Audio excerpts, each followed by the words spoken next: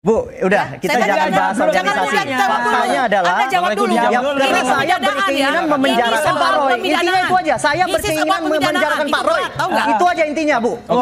Saya berkeinginan memenjarakan Pak Roy. Jelaskan omongan saya kan? Bapak jelas ya? Bapak Ibu gugat. Ibu merasa legal standing saya tidak ada. Ibu gugat peradilan.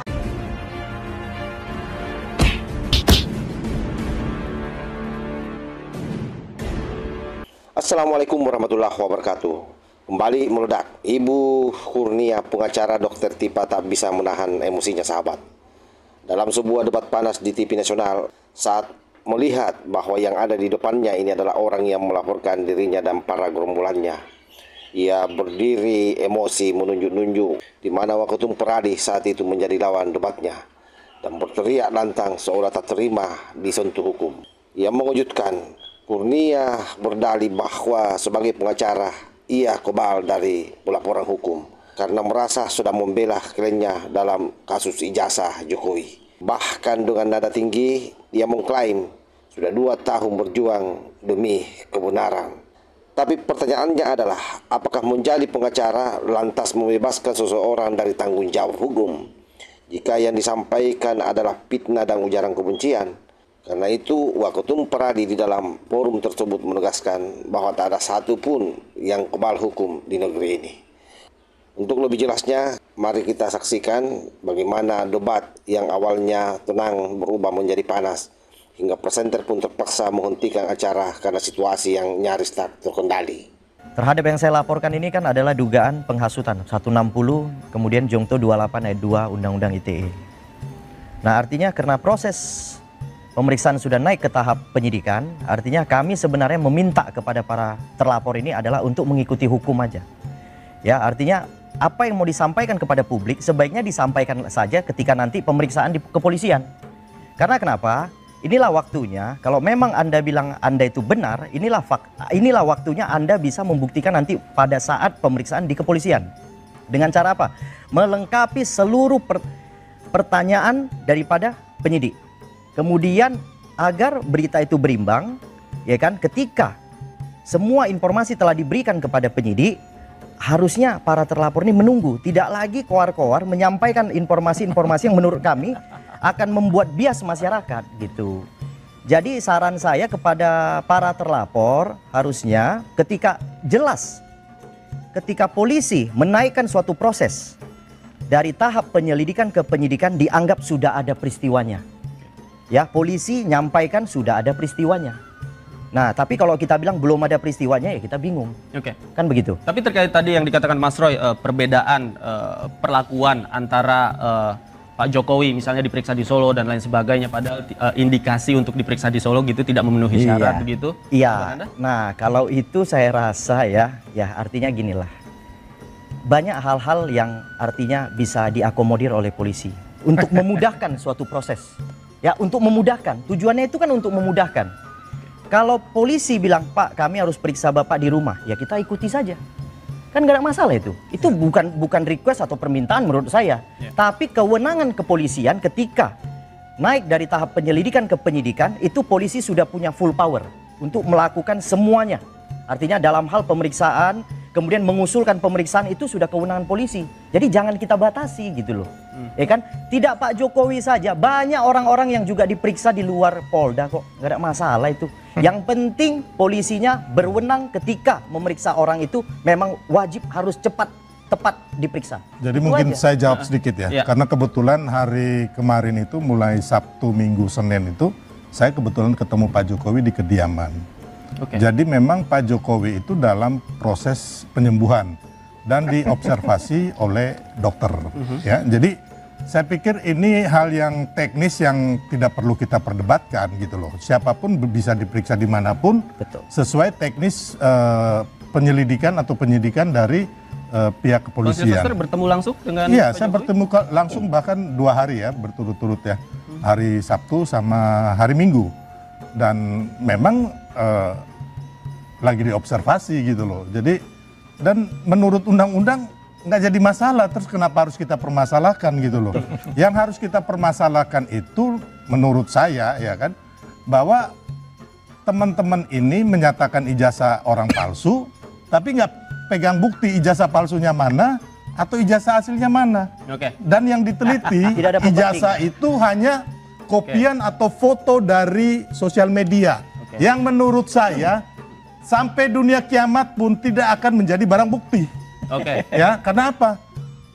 Harusnya seperti yang dilakukan Laboratorium Forensik Mabes Polri, yang diteliti itu adalah ijazah asli Pak Jokowi Mana ijazahnya? yang diteliti Nggak yang pernah hasilnya ada identik ijazahnya. dengan Mana?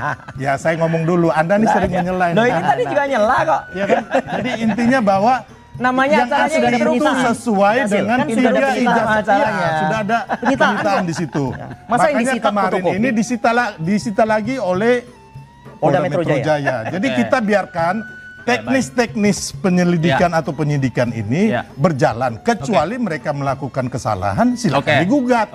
Nanti Bukan kita keluar-keluar di medsos yang akhirnya Oke. hanya memberikan edukasi yang buruk baik. buat bangsa Nanti kita kuliti gitu loh. seperti apa sebenarnya teknis-teknisnya. Saya ke Ibu Kurnia. Bu Kurnia, silakan.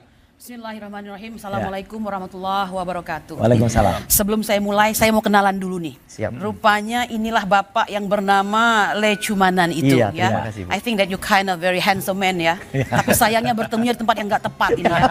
Laporan polisi nomor 1387 garis miring 4 Romawi 2025 SPKT Polres Metro Jakarta Selatan. Polda Metro Jaya tanggal 26 April 2025. Sayang sekali. Ya saya kira what a pity. Kenapa Anda mau menjadi orang yang melaporkan kami, sedangkan Anda adalah saya kira pasti basicnya kan sebagai seorang pengacara kan ya? Ya, betul. Dari Pradi Bersatu. Dari Pradi. Ya di awal-awal tuh dikatakan Pradi Bersatu yang mengadukan, ternyata nggak ada Pradi Bersatu. Yang ada Le Sumanan, kemudian Ade Kurniawan begitu, kemudian Karim Rahayaan ya, dan beberapa orang lainnya. Tidak mewakili organisasi atau ya, perorangan? jadi tadinya itu disebut-sebut Pradi Bersatu gitu. Ini saya yakin Pradi yang ada selain dari Pradi Bersatu keberatan ini. Dan kalau Anda adalah kawan sejawat kami, Anda tidak akan lakukan ini. Ya, maaf saya harus menyampaikan begini ya.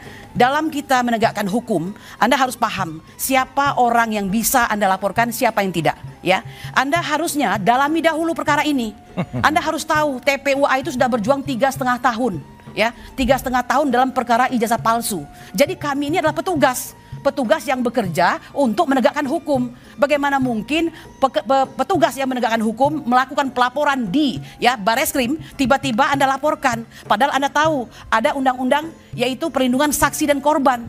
Pasal 10 yang menyatakan bahwa saksi, korban, saksi pelaku dan atau pelapor itu tidak bisa dilaporkan saat mereka memberikan laporan, baik laporan yang sedang berjalan maupun yang akan datang. Ya, kecuali dengan etika tidak baik, kan begitu. Dan untuk mengatakan tidak baik, mungkin itu menjadi ini Anda harus ada penelitian dulu. Anda harus paham dahulu ini begitu. Dan dalam proses penyidikan lah nanti, Bu. Nah, nggak bisa begitu. Kan? Nanti kan kita akan undang ahli, kita akan menilai. No, itu nggak bisa begitu ya. Loh. Kalau yang namanya bikin laporan, bukan. Kalau bikin laporan itu harus hati-hati. Bu, pasal 184 KUHP, Bu, pasal 184 KUHP. Keterbatasan tentang Nggak bisa kebebasan Ibu orang. bisa. Proses Pasal pengadilan dan semua Anda dengar masyarakat tahu. Anda Pasal dengar dahulu. 184 KUHP. Katanya Anda Ya, S2. saksi, Ya, keterangan Anda ahli dengarkan akan dahulu. kita gunakan keterangan ahli No. untuk Anda menilai. tahu Anda ya, nggak bisa. pidana itu harus Terkait diberikan. legal standing, Sorry, Ibu saya jangan nggak khawatir. Ya. Kita sudah ketika kita melaporkan suatu proses tindak pidana, kita sudah melampirkan SK Kumham kita. Jadi memang kita mewakili organisasi saya, yaitu siapa? Pradi Bersatu. Nama organisasinya nggak ada di Cuman- Ya itu silakan dinilai Pak Roy. Ya, yang pasti artinya laporan kami sudah naik penyidikan. Itu aja. Ya kan? Kita minta saudara untuk mengikuti hukum saja. Itu saja intinya. Itu poinnya. Itu Anda poinnya. mengatakan sudah naik penyidikan dan itu sangat berbahaya. Saya Iya, mengatakan, justru pemidanaan itu harus 3 ya. Iya. Niat jahat atau mens rea, Iya. actus reus atau perbuatan dan staffer hate bahwa itu bisa dipidana. Justru Saya mau faktanya mengatakan, sudah terlihat. Yes, listen Mens ya, reanya saya sudah bukan saudara terlihat. perempuanmu, saya bukan saudara perempuanmu, saya bukan ibumu, saya bukan saudaramu. Mungkin itu yang menyebabkan Anda semena-mena untuk melaporkan orang.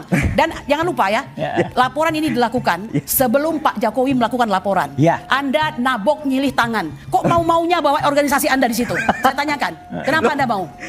Bu, udah kita Saya jangan kan bahas jangan organisasi. mulai jawab dulu. Faktanya adalah Anda jawab dulu. ya, Ini karena saya pemidanaannya. berkeinginan Ini memenjarakan soal Pak Roy. Intinya pemidanaan. itu aja. Saya This is berkeinginan about pemidanaan. memenjarakan Itu Pak Roy. berat, tahu nggak? Itu aja intinya, Bu. Oke, Ya, oke, saya berhenti di situ. berkeinginan Anda memenjarakan Pak Roy. Saya nggak ada. Bapak, Jelas? berhenti. Jelas kan omongan saya kan? Bapak-bapak. Jelas ya? Anda. Bapak-bapak, Ibu jangan. gugat. Oke, Kalau Bapak-bapak. ibu merasa legal standing saya tidak ada, Kamu menggugat yang pra peradilan. kurang kalau gini. Boleh menggugat pra peradilan kan? Karena sudah tahu. Insiden ini sekali lagi menunjukkan bahwa mereka lantang menuduh ternyata paling ketakutan saat balik dipersoalkan hukum. Kurnia boleh saja mengklaim dirinya pengacara, tapi bukan tidak mengenal status istimewa. Bagi siapapun yang menyebarkan fitnah dan menghina pihak lain, apalagi mantan presiden. Dan inilah ironi terbesar dari kelompok pemburu ijazah Jokowi ini. Mereka teriak kriminalisasi, tapi lupa bahwa mereka lah yang lebih dulu menyerang dengan narasi bohong tanpa dasar. Kebenaran tak bisa dibela dengan kemarahan. Ingat itu, Bu Kurnia. Dan profesi pengacara bukan tamen untuk kebal dari konsekuensi hukum. Justru disinilah integritas diuji. Apakah mereka benar-benar berjuang demi hukum atau hanya sekedar panggung politik penuh emosi. Wallahul muwaffiq ila aqwamit thariq. Wassalamualaikum warahmatullahi wabarakatuh.